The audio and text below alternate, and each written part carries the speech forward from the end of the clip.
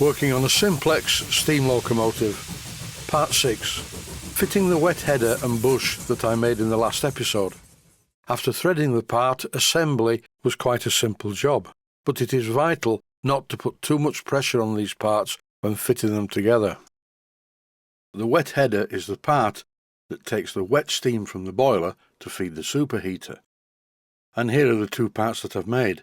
The first one threads simultaneously into the boiler bush and into the copper pipe from the regulator itself. The first job in this episode is to thread the holes in the flange which screws into the boiler. As I mentioned in the last episode, I've made this flange a bit thicker. It's shown on the drawing as being 3/16 of an inch diameter, but this is 5/16. So when I finally bolt the wet header to the flange, there's far less chance of stripping the thread. After I threaded the first hole 2BA, I fitted a bolt in place. This makes it much easier to grip the part. I didn't have to use a cloth to stop it from spinning round in my hand. In no time I'd threaded all 4 holes, and the good news is all 4 bolts fitted perfectly. There's a lot to be said for using a rotary table for all of the operations. This part is very accurate, and the wet header block fits to the flange in any position. Call it paranoia or whatever you want, but I've marked the position by punching a couple of centre pop marks.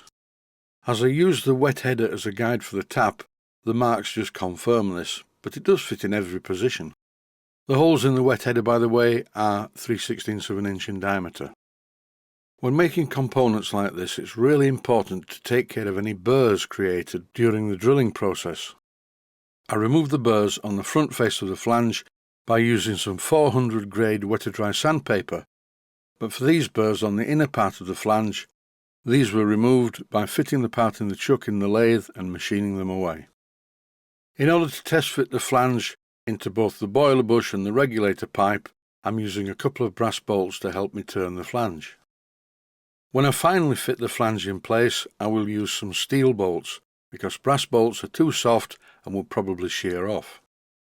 Time to look at fitting the regulator from the other end.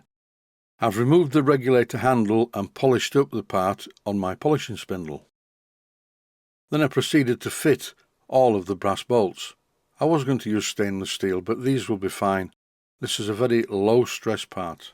It's pulled very tightly into position by tightening the flange at the front of the boiler. Here I'm temporarily fitting the regulator handle. It's going to come off again because it needs cleaning up. Now the regulator is fitted in place.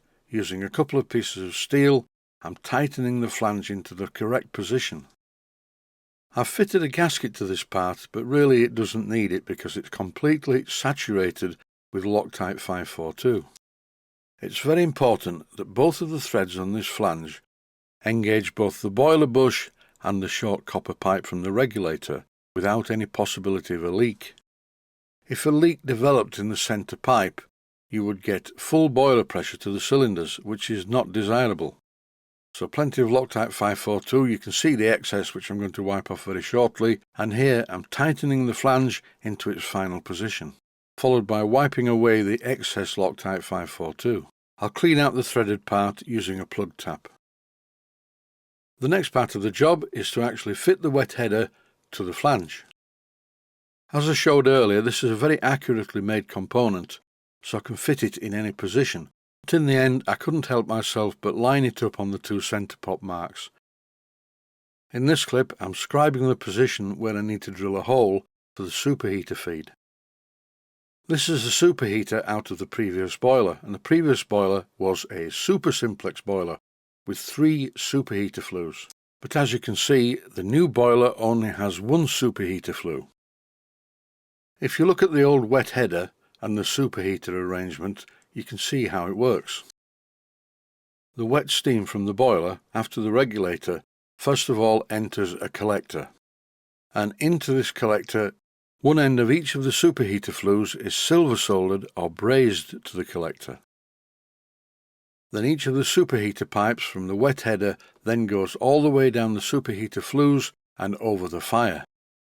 At this point, the superheater tubes, which are made of stainless steel, are welded together in the firebox end and then returned back down the individual superheater flues. Because these superheater elements are actually over the fire in the firebox. They get extremely hot, and that's why they have to be welded. Silver soldering is no good in this application. The silver solder would just melt. The only parts I'm going to keep from this superheater arrangement are the stainless steel superheater tubes, because they may come in useful for another job later on, and the union nut, which I will reuse to fasten my superheater that I'm going to make to the main input to the steam chests. And the rest of the piping and the collectors are scrap. From time to time I've been referring to this book that came with the engine. A well-built Simplex in good mechanical order is great fun to run. It doesn't weigh much, it's quite easy to transport. I think I will join a local club in the York area, and I'll have a bit of fun driving it around a miniature railway. It's always good to pull passengers, because steam locomotives don't perform very well unless they're pulling some weight. Just pulling me at 20 stones is about the same as pulling a bag of feathers. But with half a dozen people on the passenger truck behind you, the engine works a lot harder and raises a lot more steam. And that's it for this episode. I'd like to say stay safe and stay well. Thanks for watching, and I hope you found it useful. Please take the time to visit my main Steam Models website and click on the section of the website that says Video Playlists. And by doing that, you can find other videos that you may like to watch. And by using the playlists, you can actually watch the videos back to back.